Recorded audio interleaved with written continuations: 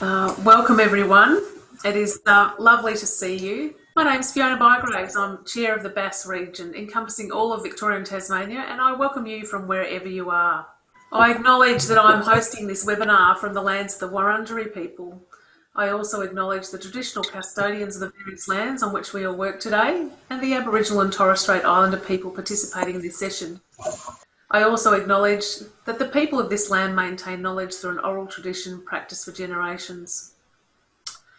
So for today's session, we'll run for no more than an hour. So pick up your beverage of choice, grab a handful of nibbles. I've prepared a tasty array of treats for us. Kick back while we bring you a delightful hour of career conversations. Please enter any questions you have in the chat box, and we'll have a look at that as we go along, and we'll collate those to feed through to our presenters at the end of the session after they've shared their story. So now I'd like to introduce you to our key sponsor for today. The Bass region is delighted to partner once more with Bank First to bring you the session.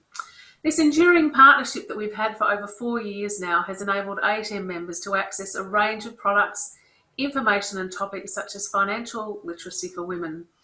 We ordinarily see Doretta and or Warden at our member breakfasts, and boy, do we miss those this year. It's been such a shame not to be able to meet in person.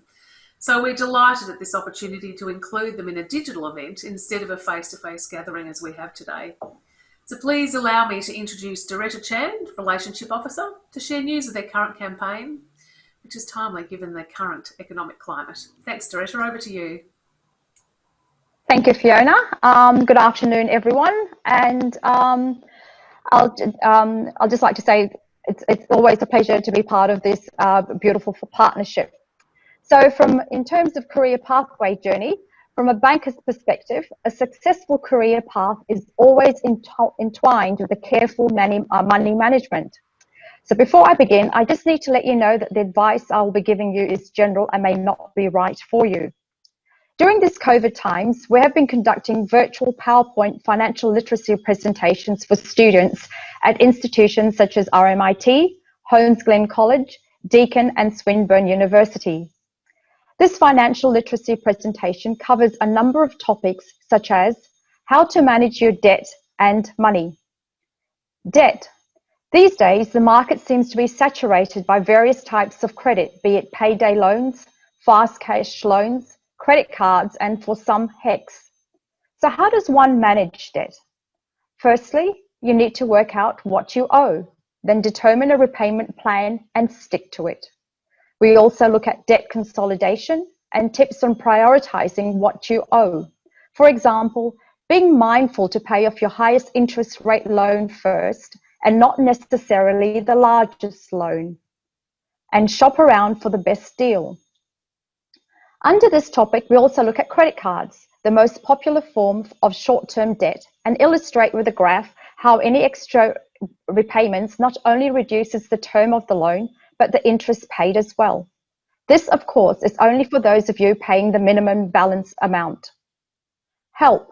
Higher education loan program debt is also considered, and some tips as to what the requirements are once you obtain employment is covered, as well as when the compulsory repayments kick in.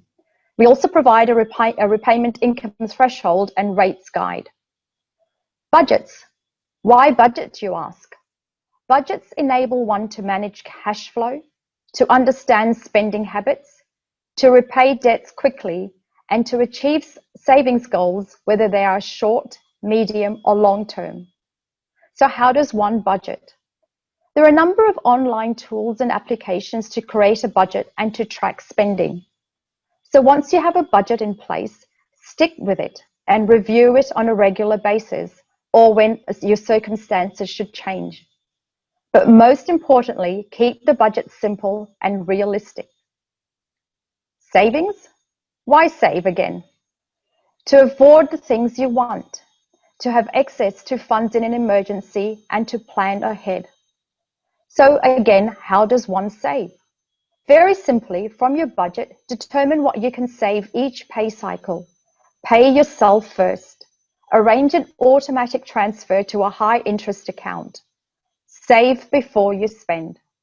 Small contributions now can make a big difference to your future. Insurance. Insurance protects you from the impact unexpected events can have on your finances. Your health is your most important asset. Make sure you're adequately insured.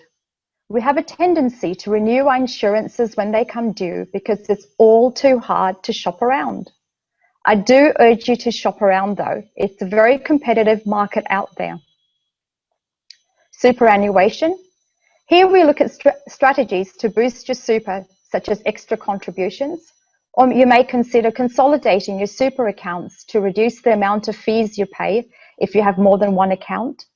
Research different super funds to compare their fees and investment returns.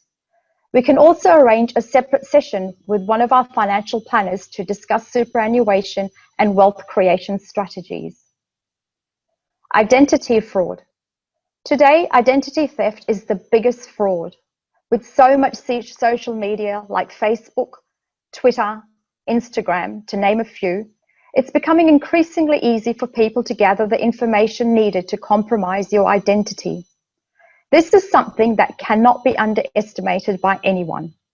If your identity is compromised, it can potentially affect your credit rating. So how does one prevent this? Guard your personal information. Pay attention to bank statements. Change your password on a regular basis and report any unusual activity to your financial institute.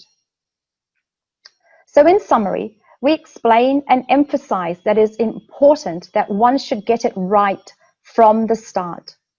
Manage your debts, budget, and start saving now, as this is the key to financial independence. And above all, take an interest in your finances, because if you don't, nobody else will.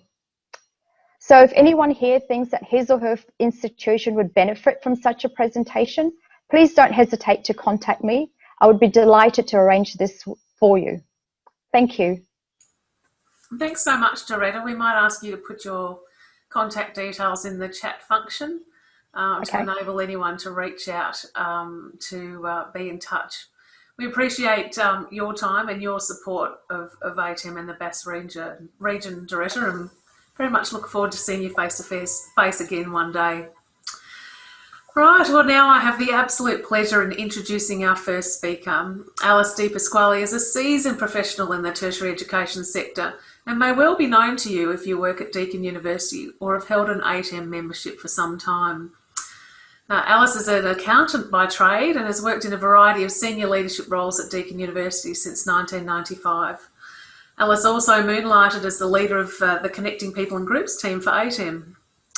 In the middle of our pandemic, Alice has done what is a truly remarkable feat. She's transitioned to a new role within her institution as the Executive Director of Faculty Services, as the most senior professional staff member representing all faculties at Deakin. Today, Alice will share her career story, carved out from her extensive experience in a busy, dynamic role to demonstrate the power of the people around you. Please give a warm welcome to Alice and don't forget to log your questions in the chat for both speakers after they've presented. Over to you, Alice.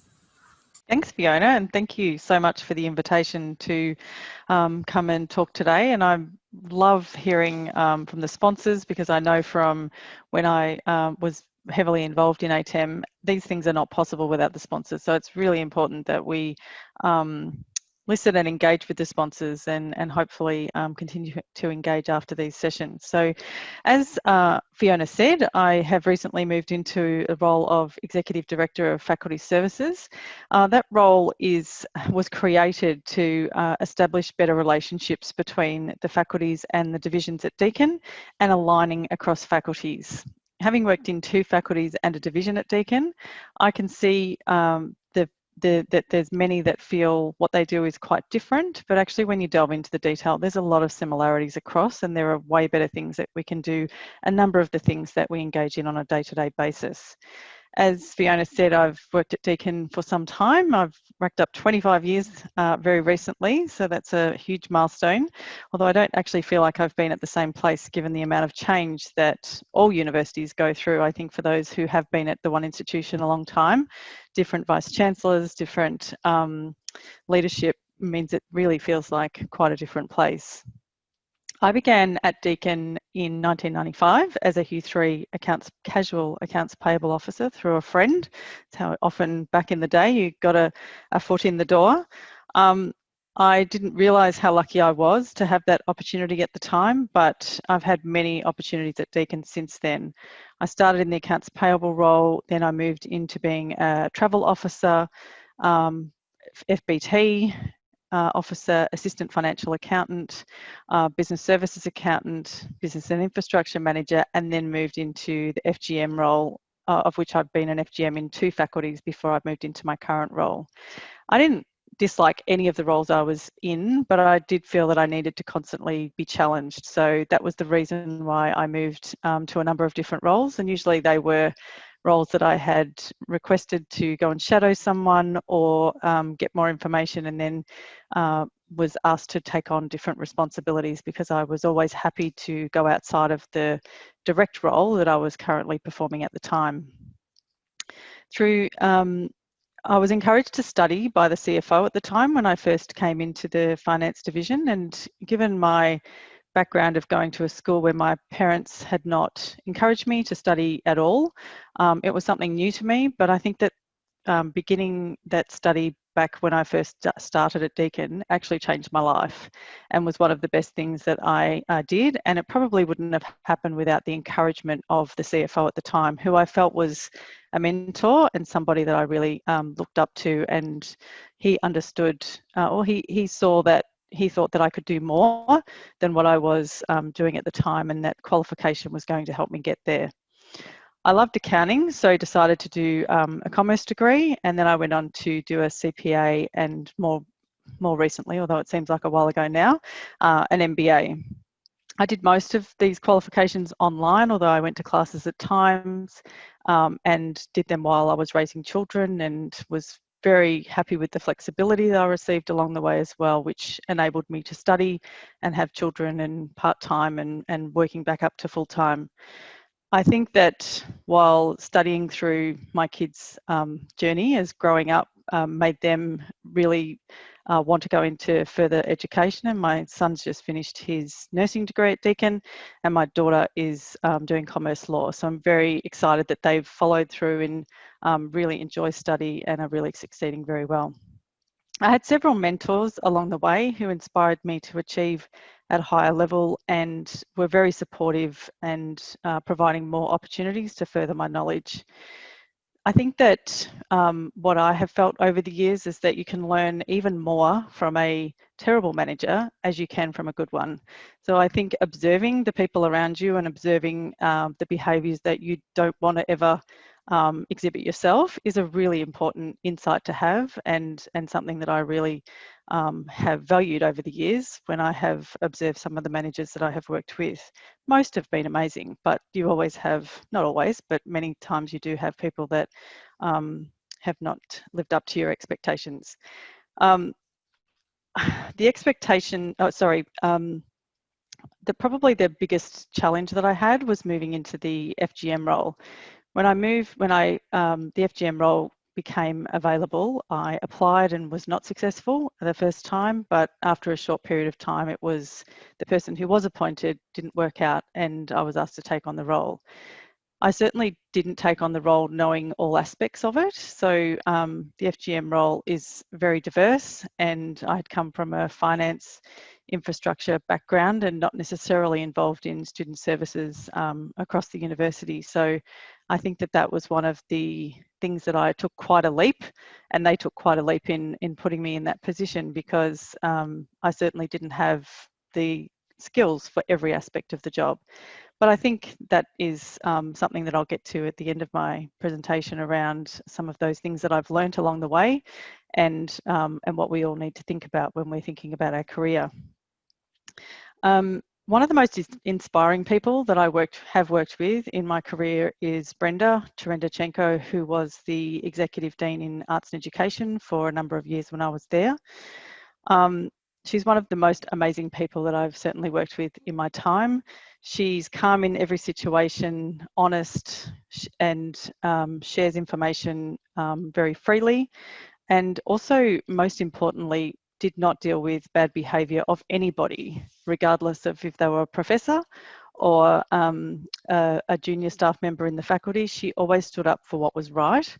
And I think that that was the part that I valued the most, because I do feel quite often professional staff can feel that are in quite a difficult position and quite a power issue around academic and professional staff. And that was something that she saw no difference whatsoever. And I think that that was a really valuable trait to have, and something that I haven't seen a lot in universities, which I think is a shame.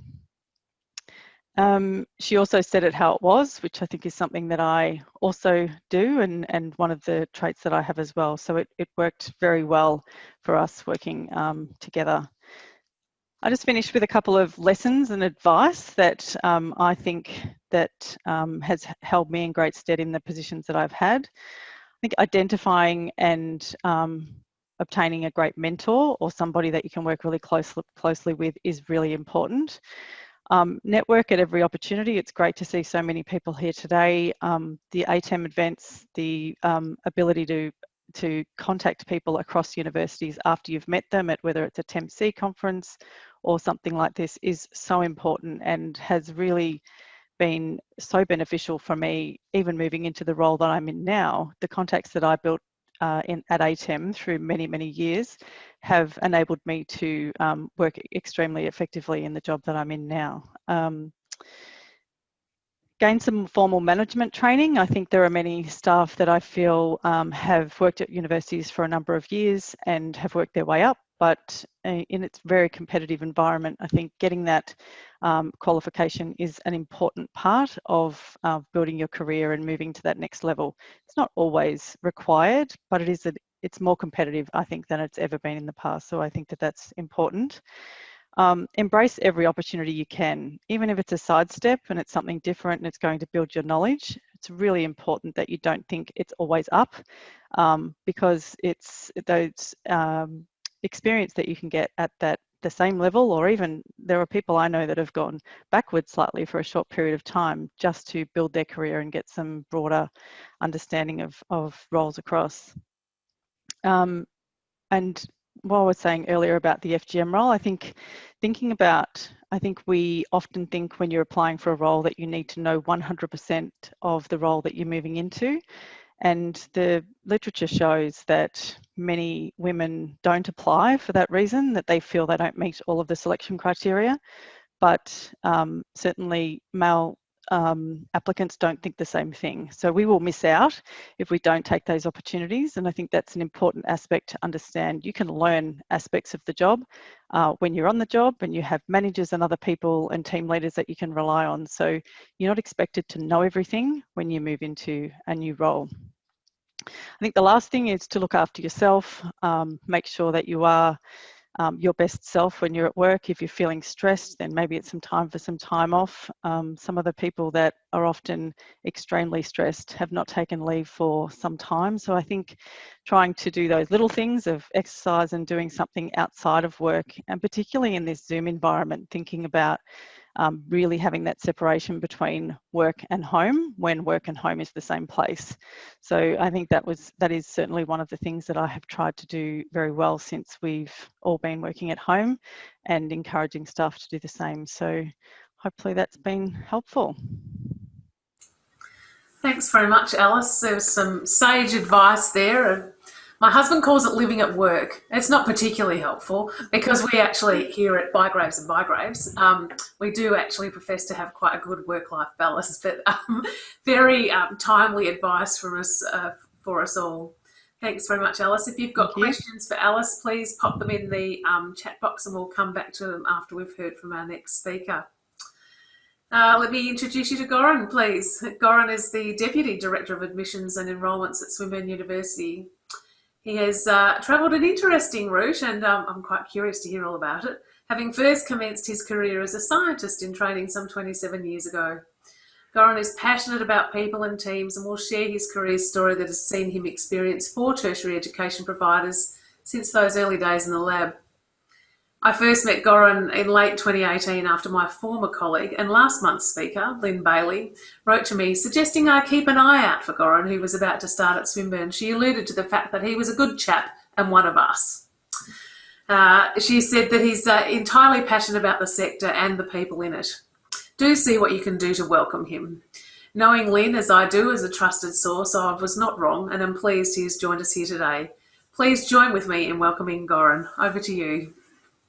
Thanks, Fiona. And I do remember that day when you welcomed me in to your office, and it's just a really good reminder how important connecting with people and sort of smiling and welcoming them and being genuine and saying that you're there to support them. It certainly did help me a lot being a new kid at Swinburne. So yeah, thank you. That was nice to remember that day. And thanks for the opportunity to speak briefly here with everyone that's connected in.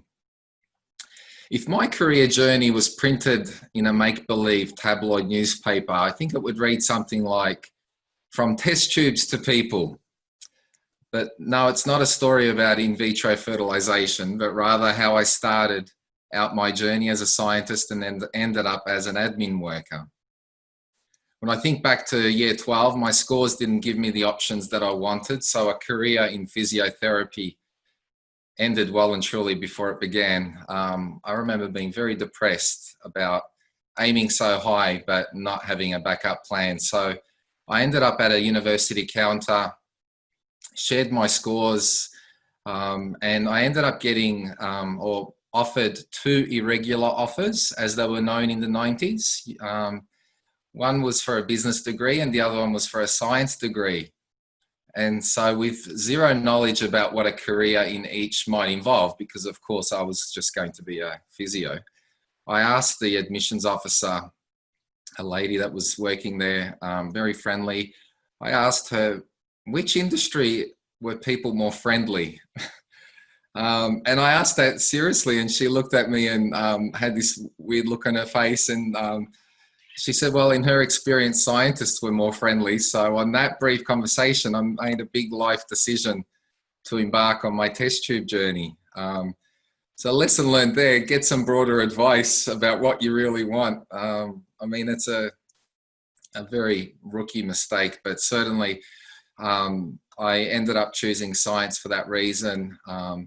Fast forward 4 years during my honours year, where I was doing some exciting research. I was walking over to the Werribee Mercy Hospital with a scientific bucket in my hands, and I came back with a placenta. So my research was on human placenta and to see what impacts of smoking were on that. I was horrified at how bad smoking impacted that. But it was during that time that a friend convinced me to nominate to be a local campus student representative. And he basically said, oh, it's a small commitment, just say yes. Okay. I said yes. 2 weeks later, I was elected president of the student union, which had a $4 million budget, $4 million annual budget and 40 staff. I was a 21-year-old. And then I thought it was just, oh, you're a rep, what's your opinion? But no, I learned we're an incorporated, a not-for-profit incorporated association. And I thought, well, what does that mean? This is, well, you're in charge of a company now. So that was frightening, but I learned so much at 21 years of age. I learned about leadership and management, people, different politics. So that was something that was an amazing thing that happened because I had an open mind to just roll with things and say yes. So I really enjoyed that. The part that I learned, the big lesson I learned there was there were lots of good people in politics, but that it could also get very ugly. So as a president, I got involved in state politics with the Young Labor Party and Liberal Party and the others. And I realized actually I wouldn't be cut out for that type of cutthroat environment. So I loved that they were all passionate, but it was just too yuck from that perspective in terms of what you had to do to cut deals and sort of just caucusing and all that stuff. So yeah, so moving on from my honours to my PhD, again, I just rolled with it. What's next? Okay, do a PhD. It was in molecular biology. I continued to be involved with the student union because that was really warming up for me. At least at the university level, I was doing some really good things and meeting some great people. I learnt about women's rooms. I learnt about, you know, for me, that was strange. As a 21-year-old, a women's room, why, what's that all about? And then, you know, with all the diversity, focus on diversity. So it was an amazing eye-opener for me to learn so many things and get involved and just to support, you know, that type of broad range of people. And I also started to work as a part-time sessional academic, which I really loved. So juggling my time between the long hours and isolation of a research laboratory and the dynamic fast pace of student politics and classroom, I started to feel this tension between, okay, it's hard to be both. It's hard to be this sort of process-orientated, you know, the rigor of a laboratory, the loneliness of the lab, and then all of this crazy dynamics of people and politics and policies. And so I realized I felt much happier working with people than I did with my test tubes. I mean, simple as that. As exciting as my work was in the lab, I was working with cancer cells, and it was amazing. But even that, I felt like I was out of place. So for 3 years, I continued in this, in the middle of this amazing, you know, science research that was exciting, but I was not excited. And then I wanted to quit my PhD, but I think I was working against a cultural norm. As you know, our cultural norm is don't be a quitter, don't quit. Finish what you start.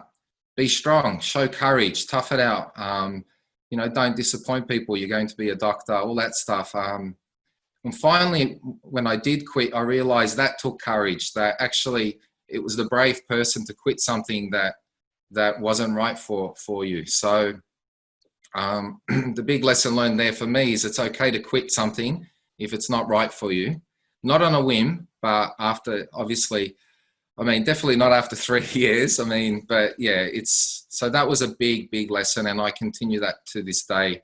Not to just chuck things in quickly, but don't hold on to something if it's not right for you. If there's something different or better, or even just different, if something's not healthy for you, all right.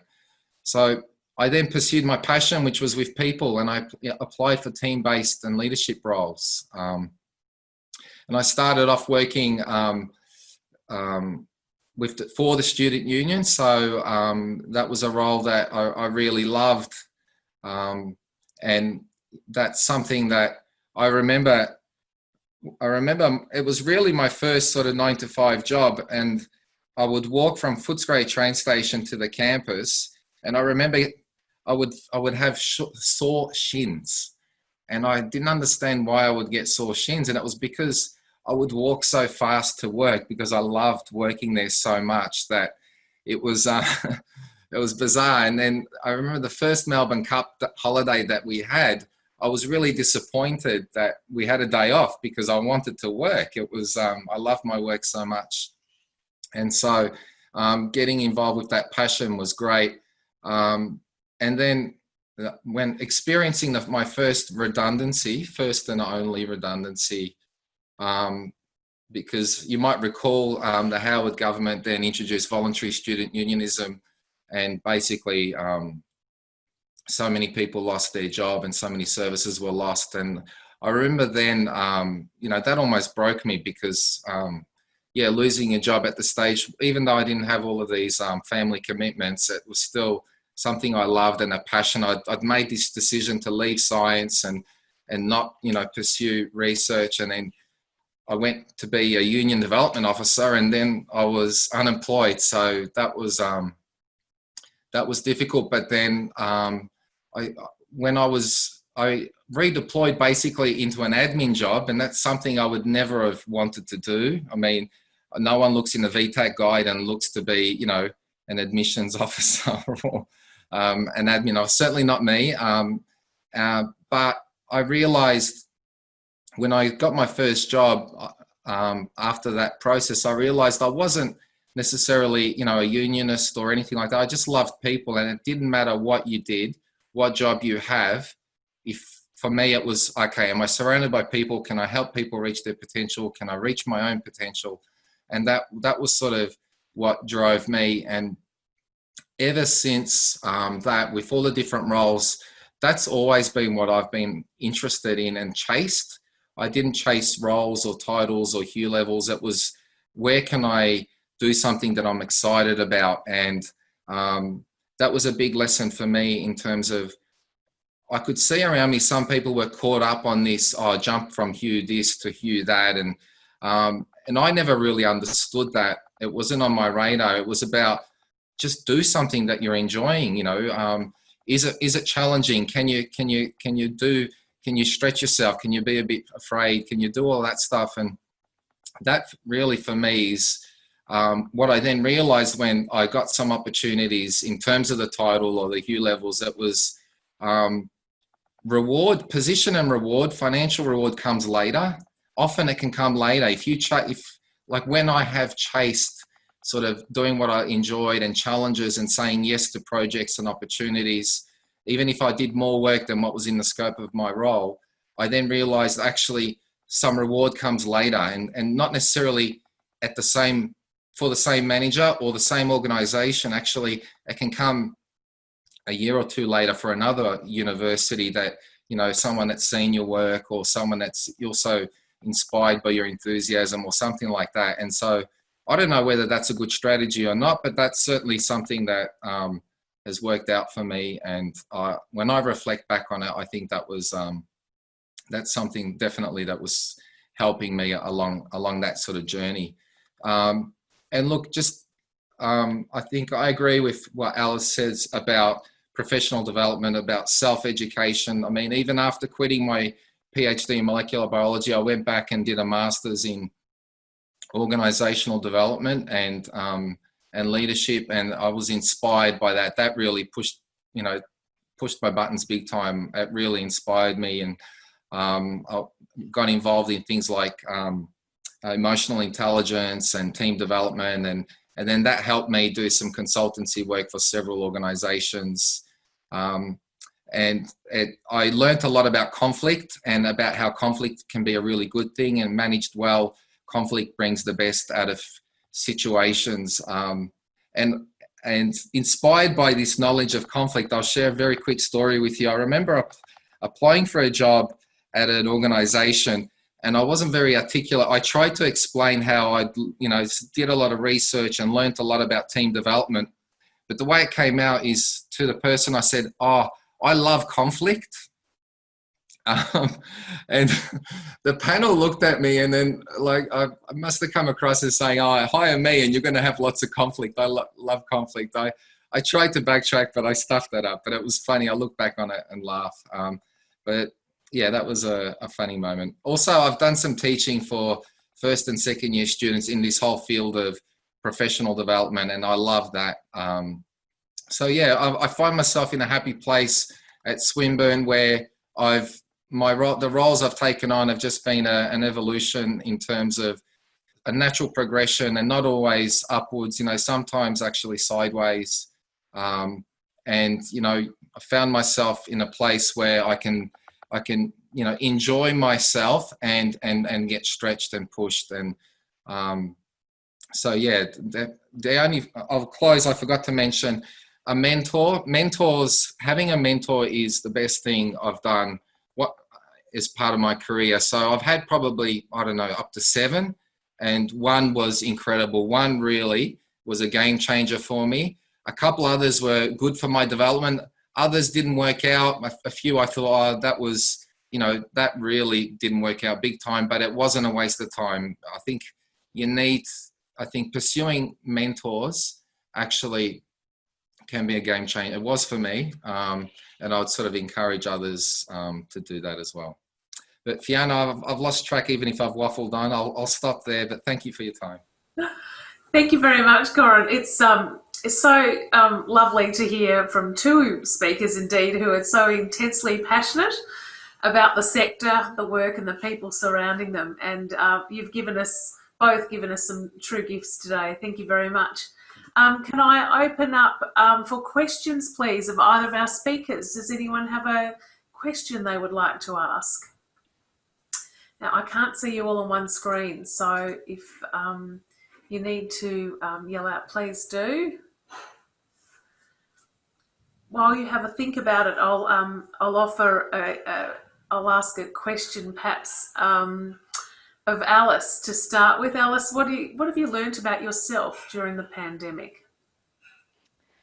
I've learnt a lot about. I would say that probably the most. Let me just think for 1 second. I think the need to look after myself even more. I mean, I think that we do work extremely long hours often in high-level roles, and this has given me the opportunity to think a lot more about that and force some more work-life balance. So I used to spend probably 3 days 1 week and 2 days the next driving to Burwood from Geelong. So a lot of wasted time in the car. So I think I've learned, but I think the whole university has learned that that's actually not required anymore.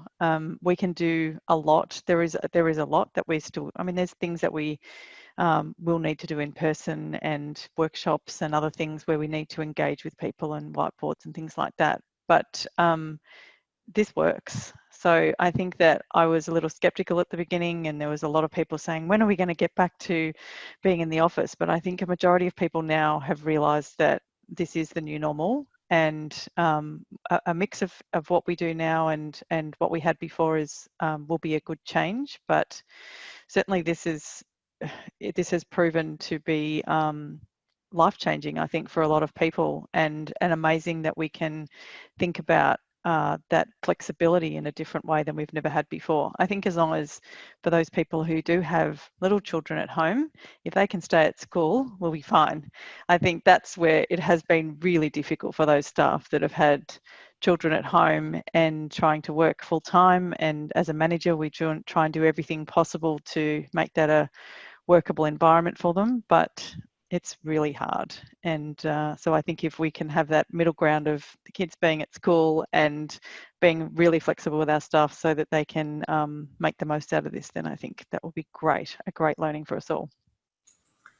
Thanks, Alice. I take my hats off to all of you who have home-parented, homeschooled while working from home. I saw this image online of it was someone engaged in probably what we call now the mullet dressing. So everything was gorgeous on top. It was just, and here's a woman sitting at quite a high stool, and she's facing the screen talking away. And of course, underneath, she's just got knickers and socks on, and there's a child running underneath, and food all over the floor, and picture storybooks everywhere. But she's just front and centre working. There's this other life going on around her, which is just, I'm sure perhaps might be familiar to many of you. So yeah, I think that balance is truly important.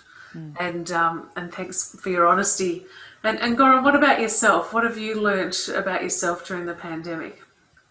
I've definitely learnt that I love going to work every day. I'm an extrovert big time for work, and as far as I'm concerned, the office is not dead.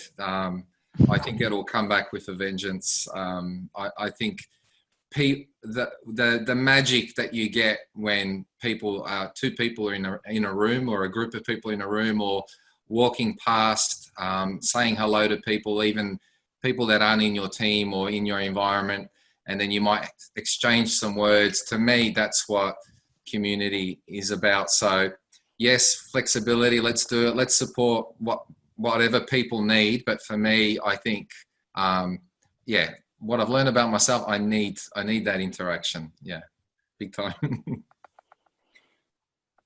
want me to answer Kerry's question? Yes, Alice, that'd be great. Thank you. So in relation to identifying a mentor, most universities have, well, I think, a mentoring program. So certainly at Deakin, we have a mentoring program where you put your hand up if you'd like to be a mentor or a mentee, and you're matched with someone who has the type of things that you're interested in. And there's a program that runs for a year, and you can choose whether you stay in touch after that period of time. In saying that, I think that if you don't have somebody that you think could be a mentor that you could approach and you don't feel comfortable to do that, then I have had a number of staff over the years that have reported to me, come to me and say, who do you think could be a great mentor for me? And I had someone recently ask me, and it really made me think deeply about what they really wanted out of a mentoring relationship and what person might be best suited for them. And I put them together in an email invitation to the both of them, and that's worked out really well. So I think it is using your networks to think about whether or not it's within. I personally think you should not have a mentor within your faculty college area. Certainly should be outside of that because it's too close. Often you're talking about things that might be going on in your particular work area. And it just can be a little bit difficult to talk as openly if they're within your particular team. So that would be my advice where I know people have had a mentor from within the same faculty or area. It's been quite awkward. So I would try and avoid that if you can. Thanks, Alice. Goran, could we ask you, when stretching or learning on the job, this is a question from Kelly, how do you prepare yourself and also frame it so as not to highlight your areas of inexperience? That's a great question. For me, I'm very clear on that. For me, honesty is powerful, and I've always been prepared to be vulnerable with my honesty. So, in terms of if I just don't know something, but making the effort to know. So just the willingness to learn something and to get skin in the game, to me, actually is very powerful value. So, and that's something that I've used. So in terms of, often I don't know things when I go to a meeting, and if I've not prepared, I would honestly, sometimes I would say that and then hold myself accountable to prepare for the next time. But yeah, so in terms of framing it, I would just say, look, that's not something I've come across. But then approaching it that way, if you're open and honest with that, I think you'll get more respect. And I believe I've done that in that regard.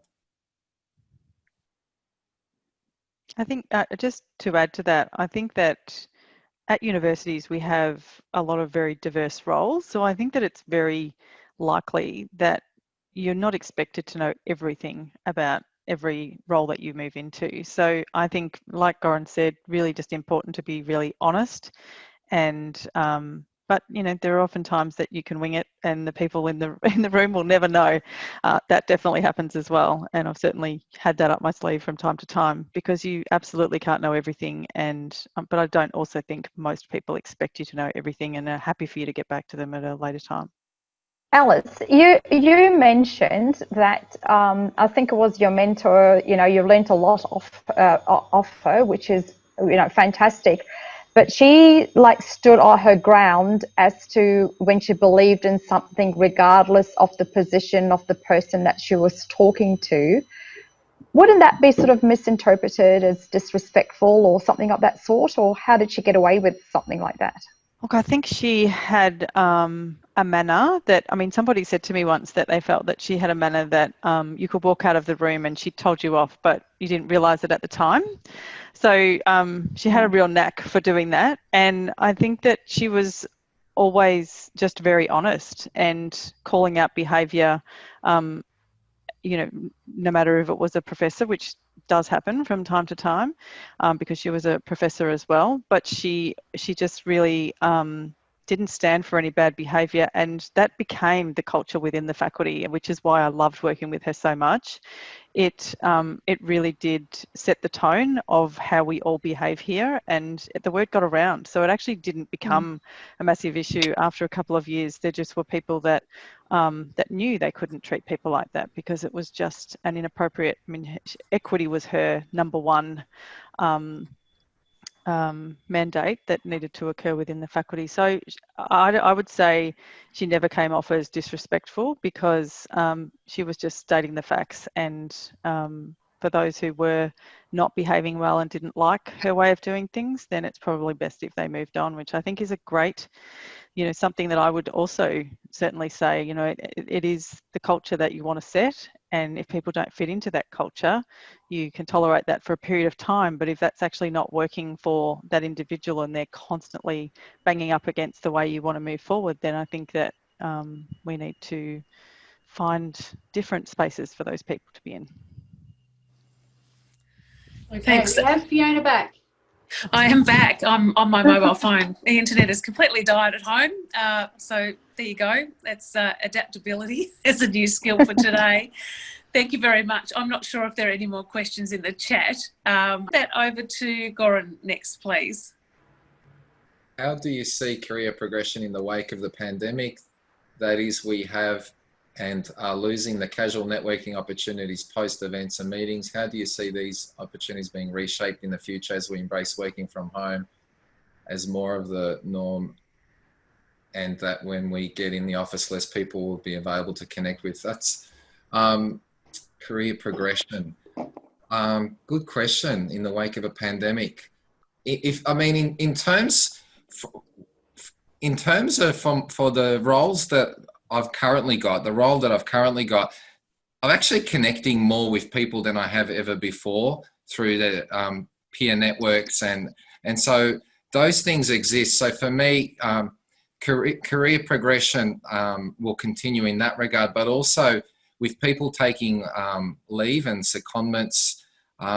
So in terms of that, maybe I haven't understood the question right, but I might then just hand it over to somebody else if I've missed it.